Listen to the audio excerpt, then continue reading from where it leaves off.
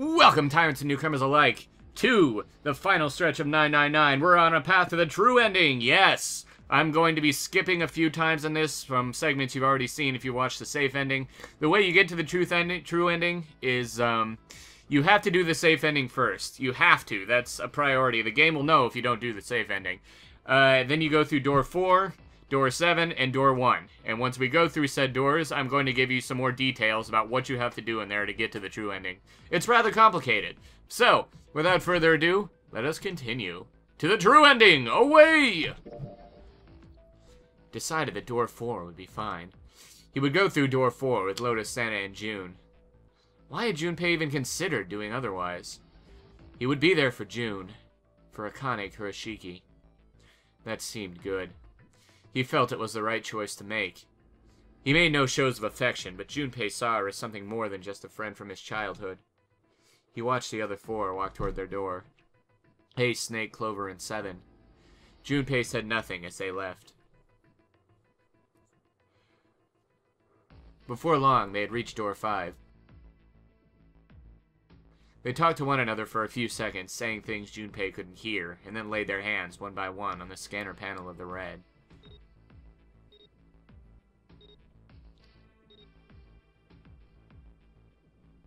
Ace grabbed the lever. His face tight with determination, he turned over his shoulder to look at Junpei and his companions. Goodbye. Be careful.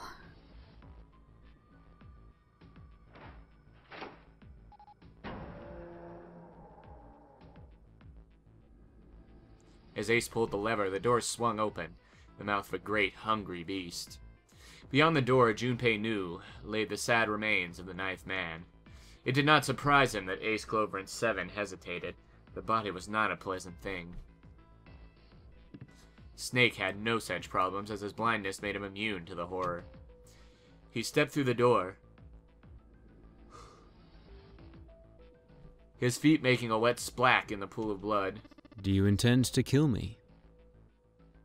I assume you haven't forgotten the door only remains open for 9 seconds, have you? Snake had not even bothered to turn around. The other 3 steeled themselves and stepped through the door.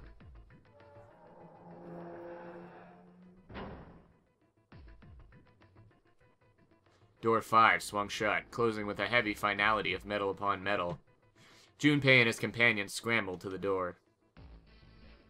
They pressed their ears to it in an attempt to hear what might be taking place on the other side. It's beeping. It's just like before.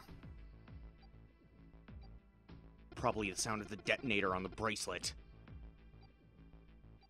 Do you think they're okay? June's face showed her concern more plainly than her words ever could. Almost as though in response to her question, a voice rang out from the other side of the door.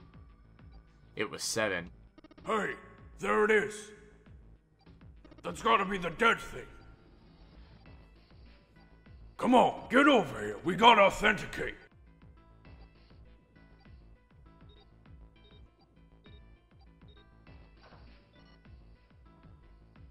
The beeping stopped. The sighs of relief were audible even through the heavy door. Whew. Looks like it stopped. Junpei and his companions leaned away from the door and breathed a collective sigh of relief of their own. Hey, guys! Are you doing alright over there? They'd heard 7's voice, but it wouldn't hurt to be sure. Yep, we're fine. Despite the recent danger, Clover's voice was as bubbly as ever. Oh, hey, I'm gonna tell you about this whole dead thing, okay? The dead is just like the red, but the color's different. You know how the red was red? Well, the dead is blue. Other than that, it's just like the red. Authenticating is the same too. Awesome! Thanks! That helps a lot. Well, we should probably move on now. You be careful out there. Roger that.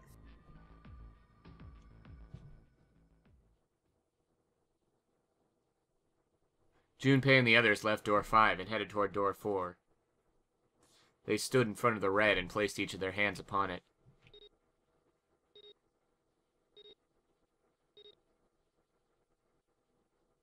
Four asterisks appeared on the screen.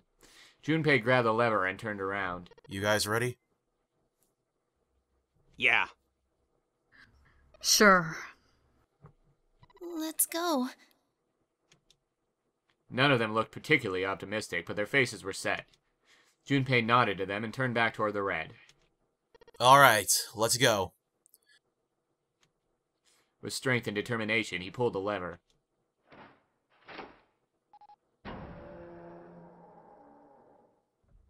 Run!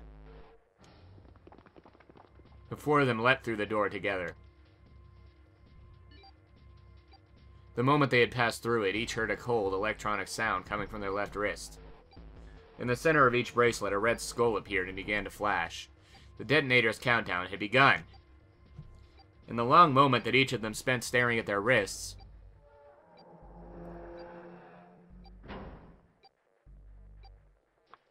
the numbered door behind them closed, and the sound of metal on metal reverberating down the hallway. There was no way back now. They were committed. If they could not find the device to deactivate their detonators... Hey! Where the hell's the dead? How would I know?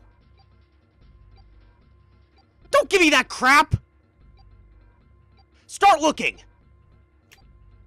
I already am! They began to run, eyes looking frantically for the device that was the key to their salvation. The hallway they found themselves running down was a long one, easily 300 feet in length. On the right side of it stood a series of wooden doors, all nearly identical. If they had taken time to think, they would likely have discerned that the doors lead to cabins. Don't tell me the dead is in one of those rooms. Oh no! How many rooms do you think there are?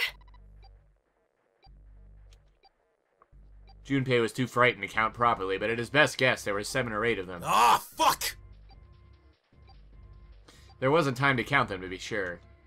Junpei ran to the nearest door. He grabbed the knob and shook it hard. It wouldn't open. It didn't feel locked, more like someone had hammered an iron plate over the other side of the door. Junpei turned around to find another door and saw that his companions had already run to doors of their own. They did not seem to be having any more success than he had. Their own words confirmed his fears. Shit! This one's no good! Same here! It's not moving! Jun was the last to speak up. As Junpei looked in her direction, his eye caught something he hadn't noticed before. A small red light. It flashed at him dimly from the end of a hallway. That's it! Over there! Even as he yelled, he ran. He grabbed Santa, Lotus, and Jun and pulled them toward the light.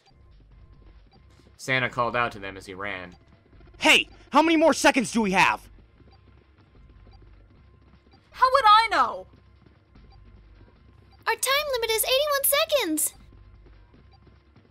I know that, goddammit! I'm asking how many seconds we have left! In all likelihood, Junpei figured nearly a minute had already passed since the door had closed behind them. If that was true... Urgency foremost in all their minds, they arrived at the end of the hallway. The dead sat on the left wall, blinking almost tauntingly at them. Hurry! Junpei grabbed hold of the machine, his hands slick with sweat and shaking. He slammed his hand against the scanner panel. The other 3 quickly followed suit. With a grunt, Santa yanked the lever downward.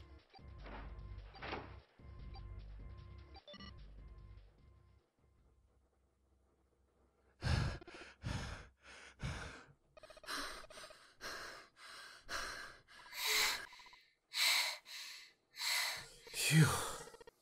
Looks like it stopped.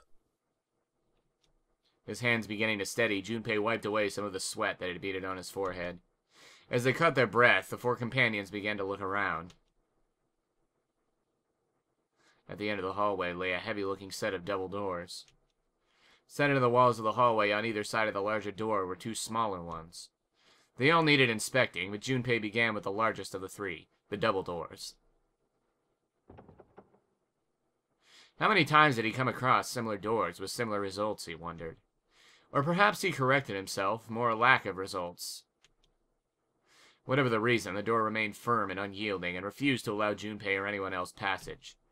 Near the handle was a small keyhole. Above the keyhole was a small symbol engraved in the brass. Male. He wasn't quite sure what to make of it, and stared at it for a moment in confusion. It was June that corrected him. No, that's not the symbol for male. That's probably a symbol of Mars. Well, technically they are the same symbol. But I saw a number of similar symbols near the main stairway.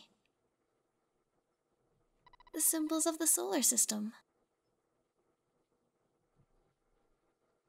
The sun, Saturn, the Earth.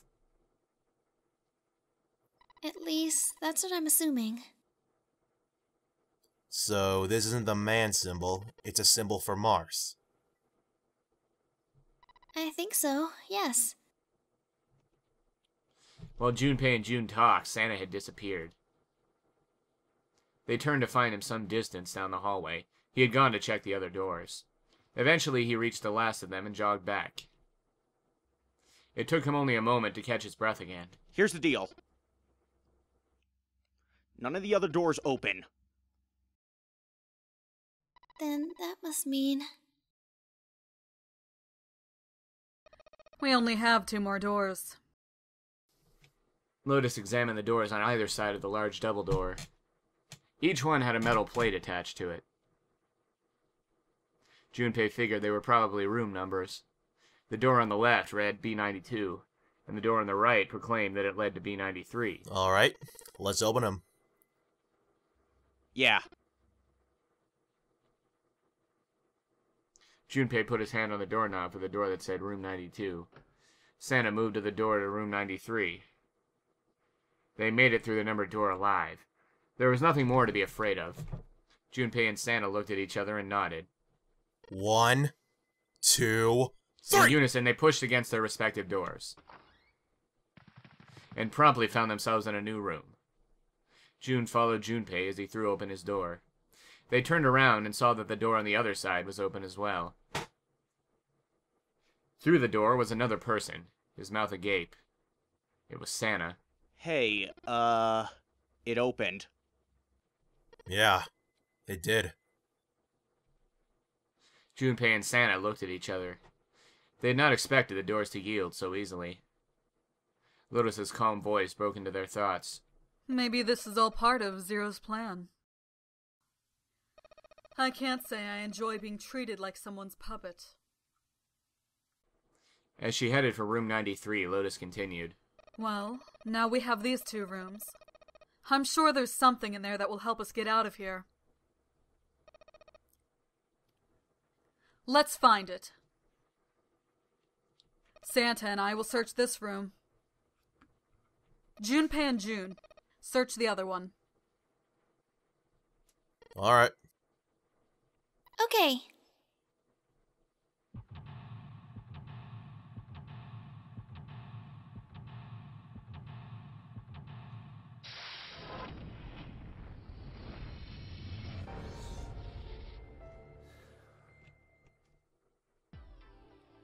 Okay, now this particular puzzle room can be run... Okay. This particular puzzle room can be run very easily with a walkthrough. But, I am determined to go through the fullness of the room for those of you that are watching a walkthrough. So let's It's a do it. display case. But there's nothing being displayed. How sad. Looks like the jars are empty too. Alright, so the drawers are empty. What's this? Ah, box of matches. Alright. Junpei looked down blankly at what he was holding, then up at June. Oh yeah. How's your fever? You feeling better now? Yes. I'm feeling fine. June certainly looked fine. Junpei held his hand on her forehead for a few seconds. It seemed her fever really had gone down. Are you worried about me? Yeah, of Yeah, course. I guess I am. June blushed and giggled. By the way, Junpei, Hmm? how did you end up here? What do you mean? I told you earlier, didn't I?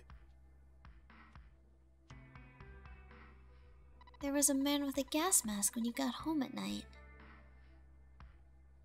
You inhaled some white smoke and passed out. When you woke up, you were on D-Deck. Yeah, that's it. But is that really the truth? What? Junpei, are you hiding something from me? No! Why would I? Well, if you think about it, this is awfully suspicious.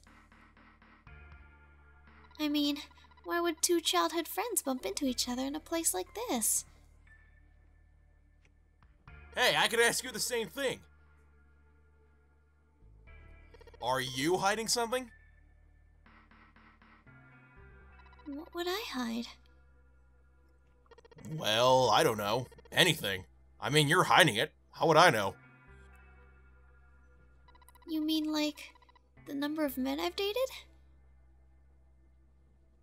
Junpei's heart stumbled over itself. Do you want to know? He had to admit he was a little curious. Don't worry. She smiled at him. Only 18. Times 0. Yeah, I guess I just haven't met Mr. Right yet. June looked a little embarrassed and scratched the back of her head in a desperate attempt to seem nonchalant.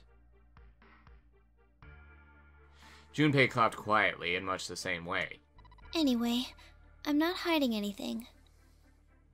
Just like you, Junpei. When I woke up, I was on D-Deck. Well, you do have a point. I mean, why did Zero pick us? We haven't seen each other since elementary school. June nodded, and for a few moments she had the faraway look of someone in deep thought. Look for what connects the victims. That will lead you to the culprit. Do you remember Seven saying something like that? Yeah, I did. So? Well, that's what I'm saying. I think this all must have something to do with a classmate of ours. You got any ideas who it might be? No, nothing. Oh. Well, if it had something to do with school, then it could be one of our teachers. Or maybe the principal. Or the janitor or the lunch lady. No, I can barely remember any of them.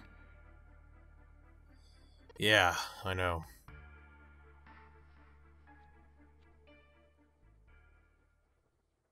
Junpei went back to searching, feeling unpleasant and confused.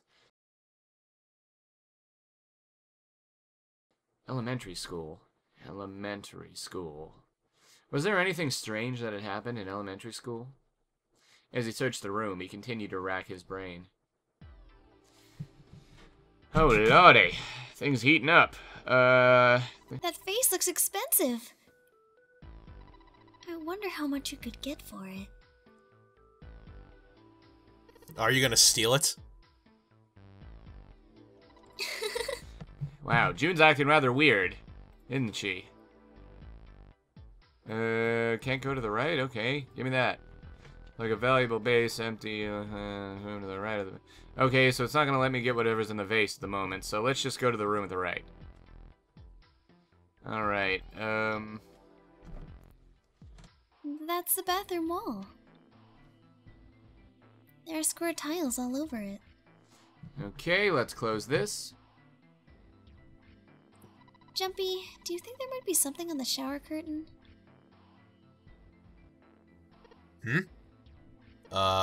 Well, maybe? You want to try closing it?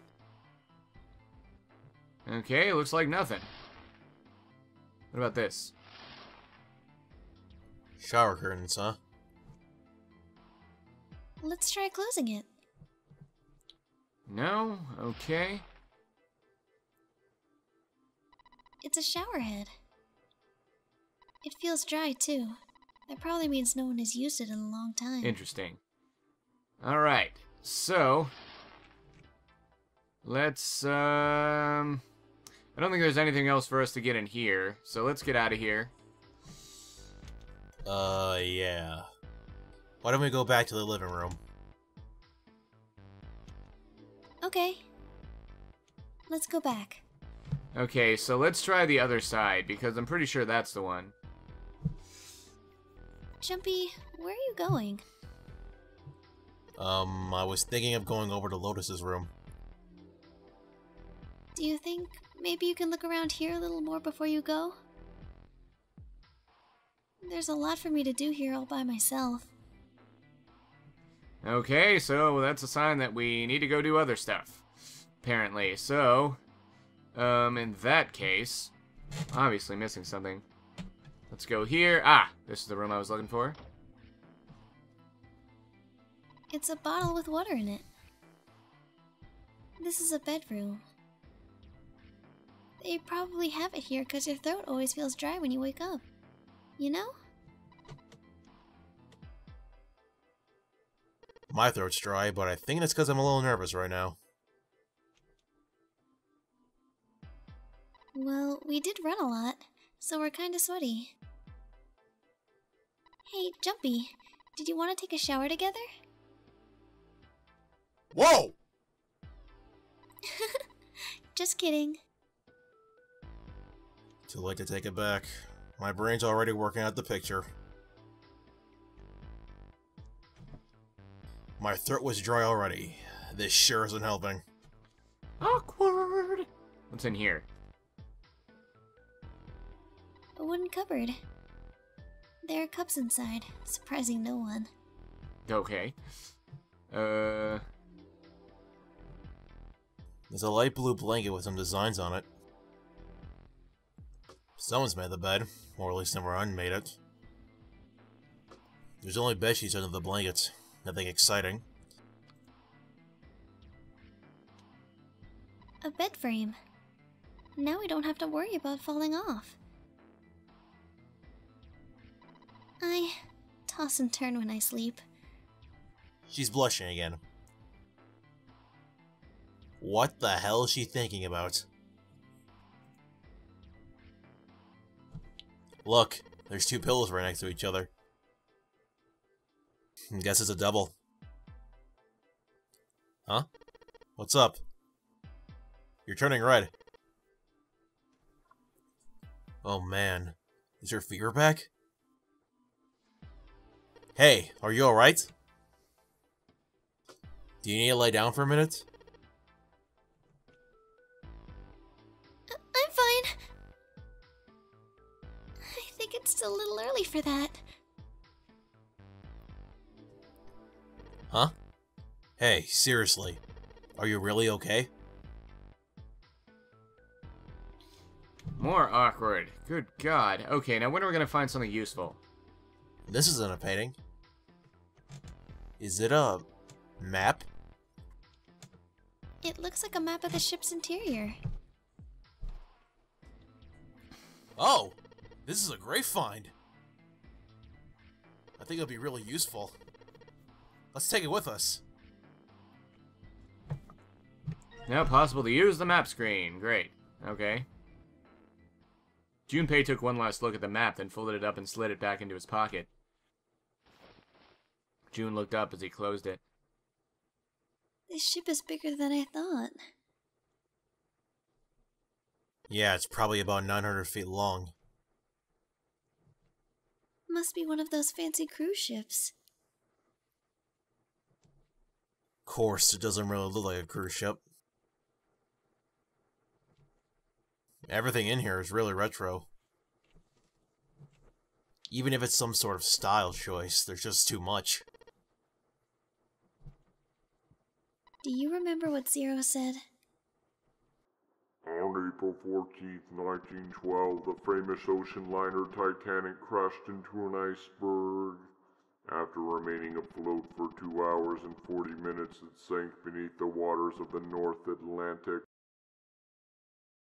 Do you think that maybe this boat and the Titanic have something to do with each other? That's a good point. I doubt he would have mentioned it if there wasn't a reason. Junpei took a moment to look around the room. Do you think this boat is... A replica? a replica of the Titanic? A replica? Yeah. You know, like a copy of the actual boat. Who on earth would make something like that?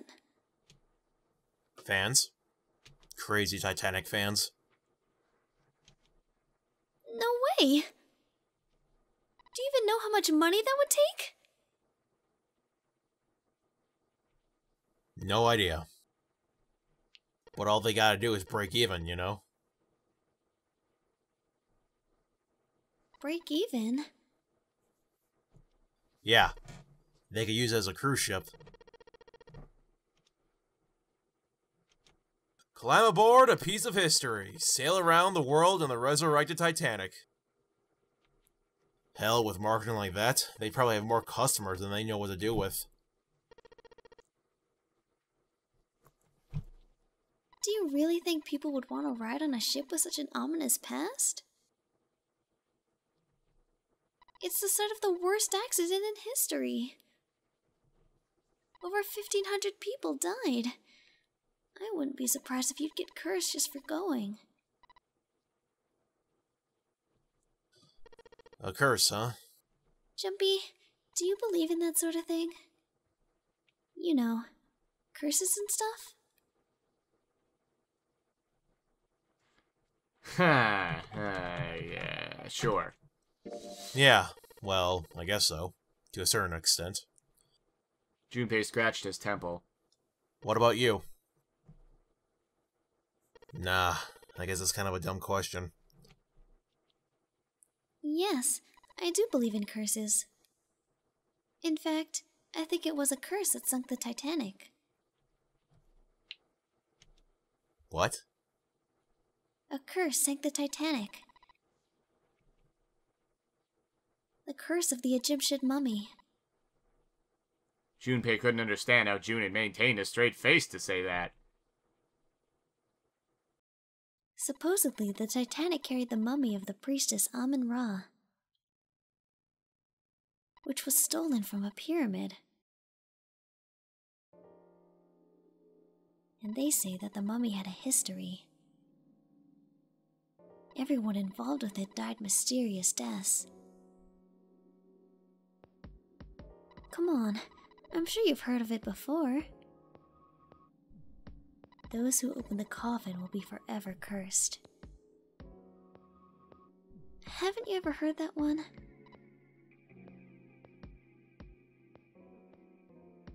So, you're saying that Titanic sunk because of that curse?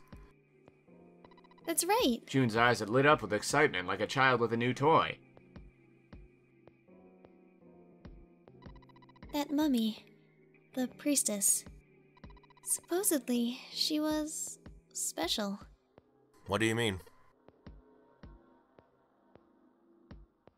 Well, supposedly she was really pretty.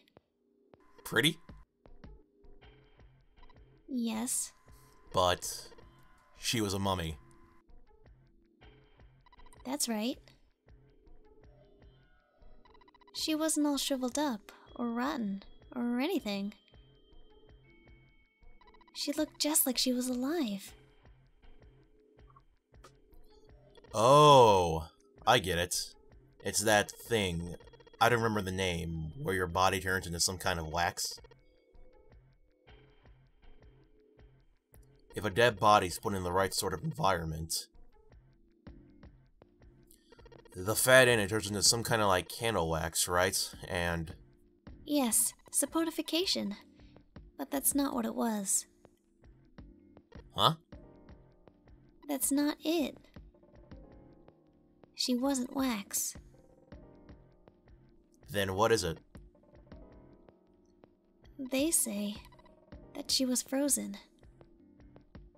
What? Frozen? That's right. The whole body was frozen solid. You know how a human body is more than 60% water? Well, all of that water was frozen.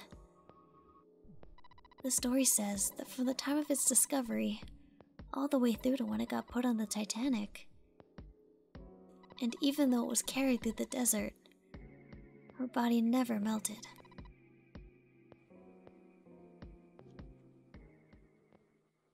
June and Junpei talked a little more and then went back to their investigation.